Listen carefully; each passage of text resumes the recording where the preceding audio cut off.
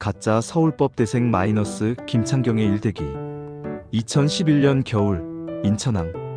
한 남자가 200억 원이 든 가방을 움켜쥔 채 중국행 밀항선을 찾아 헤맨다. 그의 이름은 김창경.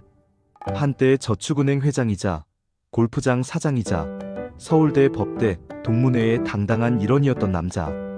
하지만 그의 화려한 경력 중 단 하나, 서울대 법대 졸업장만은 진짜가 아니었다. 2,500억 원. 그가 횡령한 금액이다. 상상조차 어려운 숫자. 하지만 더욱 놀라운 것은 그 모든 것이 한 줄의 거짓말에서 시작되었다는 사실이다. 저는 서울대학교 법과대학을 졸업했습니다. 이 한 문장이 한 남자의 인생을 제국으로 만들었고 동시에 지옥으로 떨어뜨렸다. 1968년 경상남도 어느 가난한 시골 마을. 13살 소년 김창경은 집을 나섰다. 손에 든 것이라곤 보따리 하나. 그 안에는 누더기 옷가지 몇 벌과 어머니가 싸준 주먹밥이 전부였다. 창경아, 서울 가서 큰 사람 되거라. 아버지의 마지막 말이었다. 하지만 그 말 뒤에 숨겨진 진실을 창경은 알고 있었다. 너 하나 먹일 입이 없다는 것을. 서울행 기차 안에서 창경은 창밖을 바라보며 다짐했다. 나는 절대 가난하게 살지 않을 거야. 절대로. 그 다짐은 독했다. 너무 독했다. 나중에 그것이 독이 되어 자신을 삼킬 줄도 모른 채 서울은 13살 소년에게 냉혹했다. 창경은 청계천 판잣집에서 잠을 자고 낮에는 공장에서 일했다. 15이 되자 건설 현장으로 옮겨갔다. 시멘트 포대를 지고 계단을 오르내리는 일. 손은 굳은 살로 뒤덮였고 등은 굽어갔다. 하지만 창경에게는 남들과 다른 점이 하나 있었다. 밤이면 그는 헌책방으로 갔다. 주인 눈치를 보며 책을 읽었다. 때로는 쫓겨나고 때로는 남은 빵 한 조각을 얻어먹으며 신문도 닥치는 대로 읽었다. 버려진 잡지도 누군가 흘리고 간 소설책도. 글을 알아야 세상을 안다. 누가 가르쳐준 것도 아니었다. 그저 본능적으로 알았다. 글을 모르면 평생 밑바닥이라는 것을. 그렇게 7년이 흘렀다. 1975년 20살이 된 창경은 기적처럼 전문대에 입학했다. 어떻게 학비를 모았는지는 아무도 모른다. 어쩌면 묻지 않는 게 나을지도 모른다. 중요한 건 그가 해냈다는 것이다. 가난한 시골 소년이 아무도 믿어주지 않았던 그가 대학생이 되었다. 졸업 후 창경은 곧장 군대로 향했다. 이제 제대하면 뭐라도 되겠지. 그는 그렇게 믿었다. 전문대 졸업장만 있으면 인생이 펴질 거라고. 하지만 그것은 착각이었다. 1977년 여름 논산훈련소. 창경은 그곳에서 한 후임병을 만났다. 선임님, 저는 서울대학교 법과대학 2학년 윤상열입니다. 윤상열. 그 이름을 들었을 때 창경의 가슴 속에서 뭔가가 터졌다. 질투였다. 동경이었다. 그리고 절망이었다. 왜 나는 아닐까? 윤상열은 창경보다 3살이나 어렸다. 하지만 그는 서울대 법대생이었고 창경은 전문대 졸업생이었다. 둘 사이의 거리는 단 3글자 서울대였다. 하지만 그 3글자가 만드는 간극은 태평양만큼 넓었다. 형, 제대하면 저희 학교 놀러오세요. 윤상열의 무심한 말 한마디가 창경의 인생을 바꿨다. 1979년 봄 제대. 창경은 윤상열을 따라 서울대학교 캠퍼스에 들어섰다. 관악산 자락에 자리한 거대한 캠퍼스. 자유롭게 오가는 대학생들. 도서관에서 책을 읽는 젊은이들. 이게 대학이구나. 창경은 눈이 부셨다. 아니, 눈이 멀었다. 탐욕으로. 형, 여기 법대 건물이에요. 저기 친구들 있는데 소개해드릴까요? 그래, 고맙다. 그날부터 창경은 윤상열의 선배 행세를 하기 시작했다. 어차피 법대는 학생 수가 많았다. 얼굴 모르는 선배가 하나쯤 있어도 이상할 게 없었다. 저는 김창경입니다. 법대 76학번이고요. 거짓말은 생각보다 쉬웠다. 창경은 또래보다 몇 살 위였다. 군대도 늦게 갔고 대학도 늦게 들어갔으니까 그 나이 차이가 오히려 그에게 유리하게 작용했다. 창경이 형, 윤상열뿐 아니라 성동현 그리고 다른 후배들도 그렇게 불렀다. 창경은 형답게 행동했다. 후배들 밥을 사주고 술을 사주고 때로는 고민 상담도 해줬다. 어디서 돈이 났을까? 창경은 낮에는 이런저런 일을 했다. 과외도 하고 공사판에서 인부 관리도 하고 심지어 밤에는 대리운전도 했다. 잠은 하루에 서너 시간. 하지만 캠퍼스에 나타날 때면 언제나 단정한 옷차림이었다. 형, 술 한잔해요. 그래, 가자. 오늘은 형이 쏜다. 그리고 술자리. 창경은 앉으면 3만 cc를 마셔댔다. 보통 사람은 죽을 양이다. 하지만 창경은 멀쩡했다. 아니, 멀쩡한 척했다. 토하고 싶어도 참았다.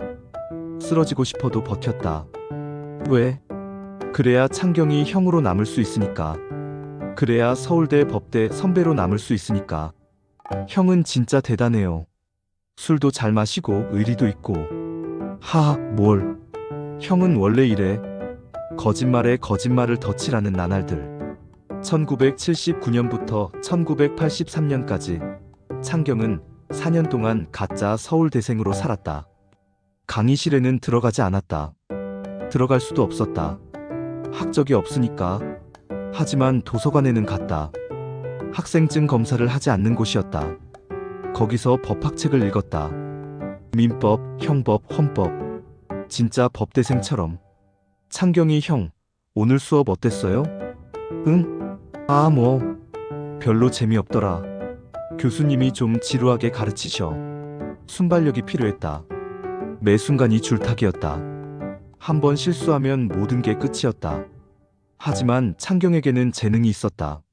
말주변이 좋았고 눈치가 빨랐고 무엇보다 절박했다.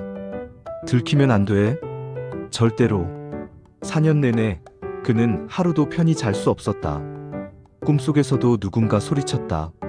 너 학적이 없잖아. 식은땀을 흘리며 깨어나는 밤들. 하지만 아침이 오면 다시 가면을 썼다. 창경이 형, 졸업 후에는 뭐 하실 거예요? 글쎄, 사법고시?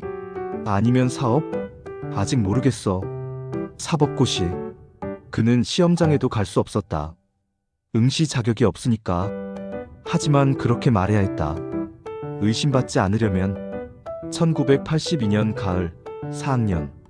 창경은 그녀를 만났다. 병원장의 외동딸 이미숙. 안녕하세요. 저는 김창경입니다. 서울대 법대 4학년이고요. 인사는 자연스러웠다. 이제는 연습이 필요 없었다. 거짓말이 진실처럼 흘러나왔다. 미숙은 창경에게 호감을 느꼈다. 나이도 조금 많고 성실해 보이고 무엇보다 서울대 법대생이라는 점이 마음에 들었다. 아버지도 만족스러워했다. 서울대 법대라. 우리 딸 남편감으로 손색없군. 창경은 미숙을 만날 때마다 최선을 다했다. 진심으로 사랑했다. 아니, 사랑했다고 믿고 싶었다. 혹은 사랑해야만 했다. 이 관계가 그의 미래를 보장해주니까. 1983년 봄, 청첩장이 나갔다. 서울대학교 법과대학 졸업 예정 김창경. 그 한 줄이 적혀 있었다. 1983년 2월 졸업식. 창경은 그날 캠퍼스에 가지 않았다. 갈 수 없었다. 그의 이름은 어디에도 없었으니까. 학적부에도 졸업생 명단에도. 대신 그는 집에서 졸업가운을 빌려 입고 사진을 찍었다. 홀로. 그리고 그 사진을 미숙에게 보여줬다. 졸업식 끝났어. 이제 진짜 사회인이야. 축하해요, 오빠. 미숙은 의심하지 않았다. 아무도 의심하지 않았다. 4년간의 연극이 끝났다. 하지만 더 큰 연극이 이제 시작이었다. 1983년 5월 결혼식. 창경과 미숙의 결혼식은 호화로웠다. 장인어른은 병원장답게 성대하게 치렀다. 하객만 300명이 넘었다. 그리고 주례. 서울대학교 법과대학 김동훈 교수님께서 주례를 맡아주셨습니다. 김동훈 교수는 법대에서 가장 존경받는 학자 중 한 명이었다. 창경은 그를 몇 번 본 적이 있었다. 캠퍼스에서 멀리서. 하지만 교수는 창경을 몰랐다. 당연했다. 창경은 그의 학생이 아니었으니까. 신랑 김창경 군은 우리 법대의 자랑입니다. 교수의 축사가 이어졌다. 창경은 식은땀을 흘렸다. 하지만 미소를 지었다. 하객들은 박수를 쳤다. 이제 진짜야. 이제 나도 진짜 서울대 출신이야. 창경은 스스로를 속였다. 아니, 믿고 싶었다. 하지만 몇 달 후, 1983년 가을, 미숙의 아버지가 창경의 졸업 증명서를 요구했다. 취업 때문이었다. 병원 이사로 앉히려는데 서류가 필요하다고 했다. 아버님, 제가 직접 학교에 가서 떼올게요. 그럴 것 없어. 내가 학교에 전화해서 팩스로 받으면 되지. 창경의 얼굴이 하얗게 질렸다. 아, 아버님. 제가 직접 가는 게 왜? 뭔가 문제라도 있나? 그날 진실이 밝혀졌다. 서울대학교 법과대학 학적부 어디에도 김창경이라는 이름은 없었다. 장인의 분노는 태풍이었다. 이 사기꾼 같은 놈, 당장 내 딸한테서 떨어져. 미숙은 울었다. 배신감, 수치심, 혼란, 모든 감정이 뒤섞였다. 오빠, 왜 거짓말을 했어요? 미안해. 하지만 난 너를 정말 사랑해. 사랑? 거짓말로 시작한 사랑이 사랑이에요? 결혼은 파경 직전까지 갔다. 하지만 미숙은 끝내 창경을 떠나지 않았다. 이미 임신 중이었기 때문이다. 그리고 주례를 섰던 김동훈 교수. 그는 충격을 받았다. 자신이 사기꾼의 결혼식에서 주례를 섰다는 사실에. 그날 이후 그는 다시는 주례를 서지 않았다. 죽을 때까지. 창경은 무너지지 않았다. 무너질 수 없었다. 장인어른, 제가 성공해서 보여드리겠습니다. 제가 비록 학벌은 없지만 능력은 있습니다. 장인은 코웃음을 쳤다. 하지만 딸이 원했기에 최소한의 지원은 해줬다. 작은 사무실 하나, 종잣돈 몇천만 원. 창경은 사업에 뛰어들었다. 첫 사업은 무역업이었다. 실패했다. 두 번째는 건설 자재였다. 또 실패했다. 세 번째, 네 번째, 다섯 번째. 모두 실패. 이 사람아, 도대체 언제까지 실패만 할 거야? 장인의 질책, 미숙의 눈물. 하지만 창경은 포기하지 않았다. 왜? 그는 진짜 서울대를 졸업하지 못했지만 4년 동안 서울대 캠퍼스를 누볐다. 윤상열, 성동현, 그리고 수많은 법대생들과 어울렸다. 그 인맥은 진짜였다. 창경이 형, 오랜만이에요. 야, 동현아, 잘 지냈어? 형, 요즘 사업 어때요? 제가 도울 일 있으면 말씀하세요. 법대 동문회. 창경은 빠짐없이 참석했다. 누구도 그를 쫓아내지 않았다. 왜? 모두가 창경이 형을 기억했으니까. 1990년대 초반, 창경은 우연히 경기도 외곽에 땅을 샀다. 헐값이었다. 아무도 원하지 않는 땅이었다. 하지만 창경은 느낌이 있었다. 이 땅 뭔가 있어. 2년 후, 그 땅이 신도시 개발 예정지로 지정되었다. 대박이었다.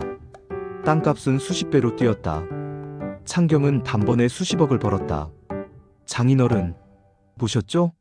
제가 해냈습니다. 장인도 인정할 수밖에 없었다. 창경에게 재능이 있다는 것을. 하지만 장인은 몰랐다. 그 재능이 운인지 능력인지를. 돈이 생기자 창경은 변했다. 아니, 원래의 욕망이 드러났다. 나도 이제 서울대 출신들과 어깨를 나란히 할 수 있어. 그는 법대 동문회에서 큰 소리쳤다. 형님들, 오늘은 제가 쏩니다. 룸살롱에서 수천만 원을 썼다. 골프장에서는 캐디에게 수백만 원 팁을 줬다. 외제차를 몰고 다녔다. 창경이 형, 대단하시네요. 뭘 이 정도는 기본이지. 허세였다. 하지만 그 허세가 그를 더 크게 보이게 만들었다. 1997년 IMF 외환위기. 한국 경제가 무너졌다. 기업들이 줄줄이 도산했다. 사람들은 절망했다. 하지만 창경은 달랐다. 위기는 곧 기회다. 그는 헐값에 나온 자산들을 사들이기 시작했다. 부동산, 골프장 회원권, 그리고 저축은행. 저축은행을 인수하신다고요? 그래. 지금이 기회야. 2000년대 초반, 창경은 저축은행 회장이 되었다. 골프장도 세웠다. 그는 이제 진짜 재벌이었다. 김창경 회장님, 축하드립니다. 명함에는 이렇게 적혀 있었다. 오호저축은행 회장 김창경, 서울대학교 법과대학 동문. 졸업했다고는 안 썼다. 하지만 동문이라고 썼다. 기술적으로는 거짓말이 아니었다. 그는 4년간 캠퍼스를 누볐으니까. 하지만 창경의 제국은 모래 위에 세워져 있었다. 저축은행 경영은 엉망이었다. 부실 대출, 횡령, 분식회계. 창경은 은행 돈을 자신의 주머니처럼 썼다. 이 돈은 내가 번 거야. 내가 인수한 은행이잖아. 자기 합리화였다. 아니, 착각이었다. 골프장은 적자였다. 유지비만 연간 수십억. 하지만 창경은 멈출 수 없었다. 멈추면 모든 게 무너질 것 같았다. 더 크게, 더 화려하게. 그의 입버릇이었다. 2008년 금융위기. 저축은행들이 줄줄이 무너지기 시작했다. 창경의 은행도 예외가 아니었다. 금융감독원이 조사에 들어왔다. 김창경 회장, 이 대출 내역 좀 설명해 주시겠습니까? 아, 그건. 추궁이 이어졌다. 서류가 쌓였다. 증거가 드러났다. 횡령액 2,500억 원. 상상조차 어려운 금액이었다. 김창경 회장을 횡령 및 배임 혐의로 긴급 체포합니다. 2010년 겨울, 체포영장이 발부되었다. 창경은 도망쳤다. 200억 원 현금을 챙겨서 어떻게 그 돈을 빼냈는지는 미스터리다. 아마 그의 서울대 인맥이 도왔을 것이다. 형님, 이것만 도와주세요. 창경아, 이건 너무 큰일이야. 제발요. 살려주세요. 몇몇 동문들이 도왔다. 도피처를 마련해줬다. 밀항선 정보를 흘려줬다. 창경은 1년 넘게 숨어 다녔다. 서울, 부산, 제주도. 때로는 산속 펜션에, 때로는 모텔 지하방에. 하지만 경찰은 그를 쫓았다. 집요하게. 2011년 겨울, 인천항. 창경은 마지막 도박을 걸었다. 중국으로 밀항하는 것. 200억이면 중국에서 평생 살 수 있어. 밀항 브로커와 접선했다. 약속 장소는 컨테이너 야적장. 돈 준비됐어요? 여기 있어. 가방을 열었다. 200억 현금.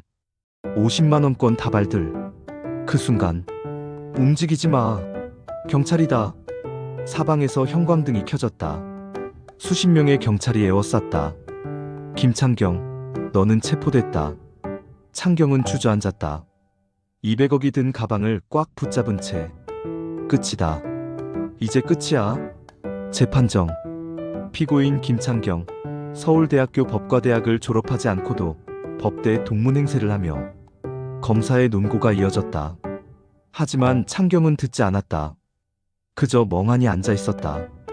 방청석에는 미숙이 있었다. 그녀는 울고 있었다. 배신감 때문이 아니었다. 슬픔 때문이었다. 그리고 방청석 한쪽에는 윤상열과 성동현이 있었다. 형. 그들도 울먹였다. 창경이 형은 그들에게 진짜 형이었으니까. 판결이 내려졌다. 징역 10년. 창경은 고개를 떨구었다. 김창경의 이야기는 여기서 끝난다. 한 남자가 가난에서 벗어나기 위해 거짓말을 했다.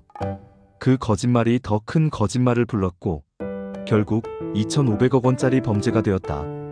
하지만 우리는 묻는다. 그는 처음부터 나쁜 사람이었을까? 아니면 이 사회가 그를 나쁜 사람으로 만들었을까? 13살 소년이 집을 나서지 않았다면, 전문대 졸업장만으로도 인정받는 사회였다면, 서울대라는 세 글자가 모든 것을 결정짓지 않았다면, 김창경은 달라졌을까?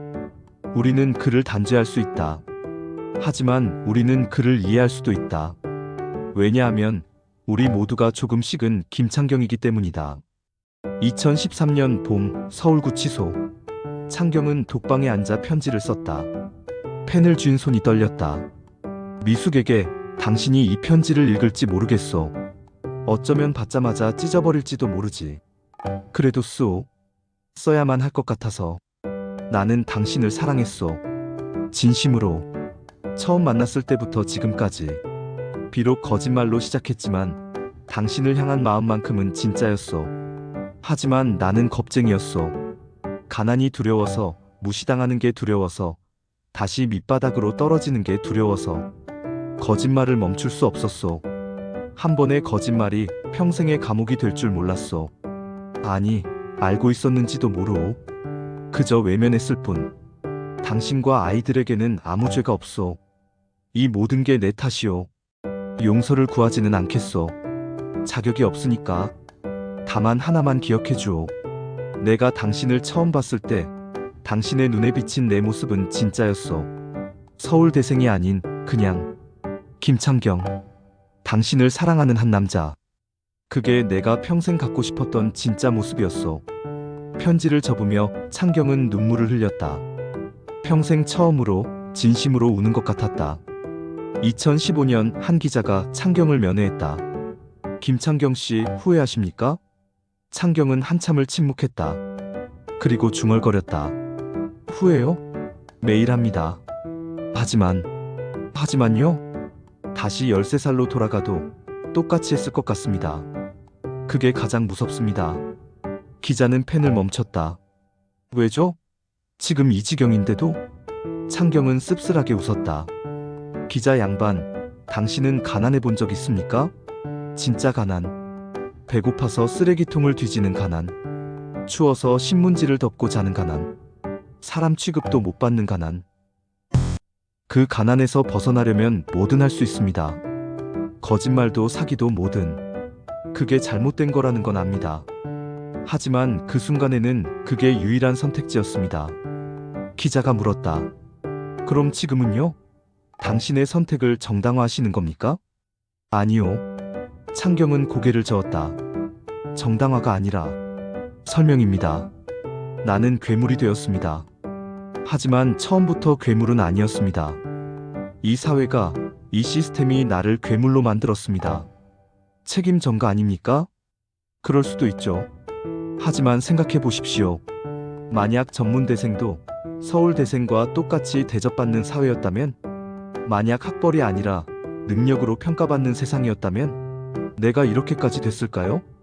기자는 대답하지 못했다. 2016년 한 익명의 증언. 저는 서울대 법대 83학번입니다. 김창경을 알고 있습니다. 그는 우리 선배였습니다. 아니, 선배인 줄 알았습니다. 졸업식 날 진실을 알았을 때 우리 모두 충격을 받았습니다. 하지만 이상한 일이 벌어졌습니다. 아무도 그를 고발하지 않았습니다. 왜일까요? 어쩌면 우리도 공범이기 때문입니다. 4년이나 같이 다니던 동기생 아니었나요? 형이 사업을 시작했을 때 우리는 정보를 흘려줬습니다. 형이 위기에 처했을 때 우리는 손을 내밀었습니다. 왜? 형이 우리를 도왔으니까. 그게 의리라고 생각했으니까. 그리고 우리는 뭐든지 할 수 있었으니까. 하지만 지금 생각해보면 우리는 그를 더 깊은 늪으로 밀어넣었습니다. 김창경은 혼자 괴물이 된 게 아닙니다. 우리가, 이 시스템이 함께 만든 괴물입니다. 2017년 윤상열은 특수부 검사가 되어 있었다. 김창경 형을 처음 만난 게 군대였습니다. 형은 저를 잘 챙겨줬습니다. 제대 후에도 형은 좋은 선배였습니다. 그가 가짜인 줄 알았습니까? 아니요. 전혀 몰랐습니다. 형은 너무나 자연스러웠으니까요. 법대생보다 더 법대생 같았습니다. 어떻게 그럴 수 있죠? 윤상열은 한숨을 쉬었다. 형은 우리보다 더 열심히 공부했습니다. 도서관에서 법학서적을 읽고 판례를 외우고 법조인처럼 말하는 법을 익혔습니다. 그게 진짜보다 더 진짜 같았습니다. 후회하지 않습니까? 그를 막지 못한 것을. 세상을 엎을 수도 있다는데 공감했으니까요.